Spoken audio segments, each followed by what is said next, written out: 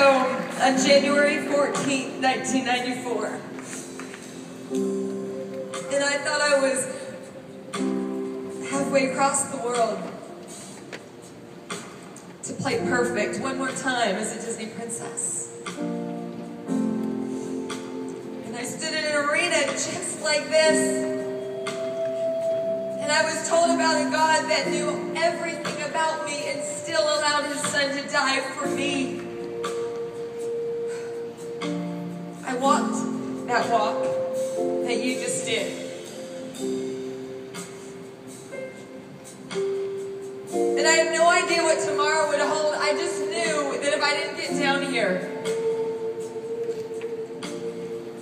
I remember coming to God and I remember saying, but I've got nothing to offer you but sin and shame and pain and hurt and regret.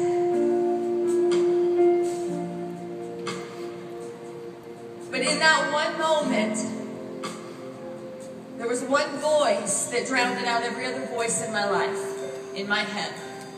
And it was the voice of God, and what he said was, I'll take it. I'll take your sin. I'll take your shame. I'll take your pain. I'll take all of it.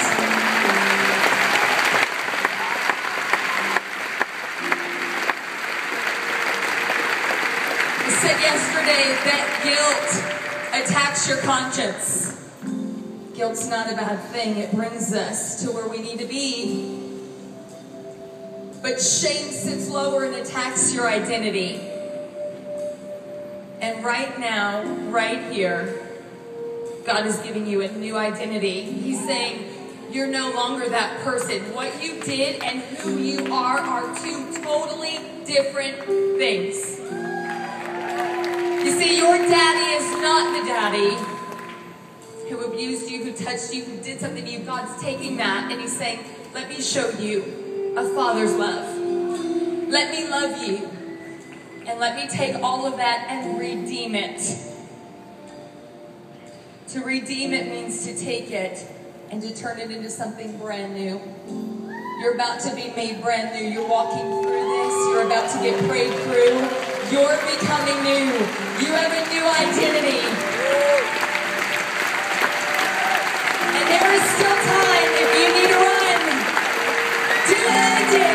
Grab the person next to you and say, you gotta go with me. There's still time. And he is always God. And you will always be made brand new from this point.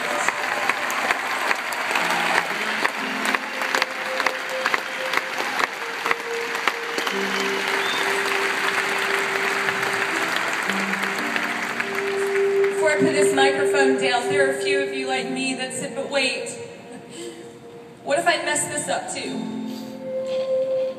I can come forward and I can do that, but what if I mess this up too? What if I disappoint God? What if I don't do this right either? And I'm going to tell you right now, if that's you, you got to get out of your seat and you got to get down here because God says you don't have to be perfect. I want to be your perfection. You don't have to do it all right. I just want to do life with you.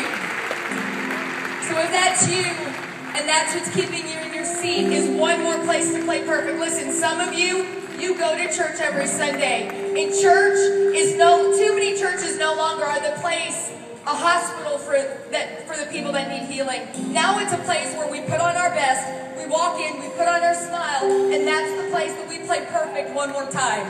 I'm an evangelist, and I'm going to tell you, a lot of churches got it wrong. But I will tell you this.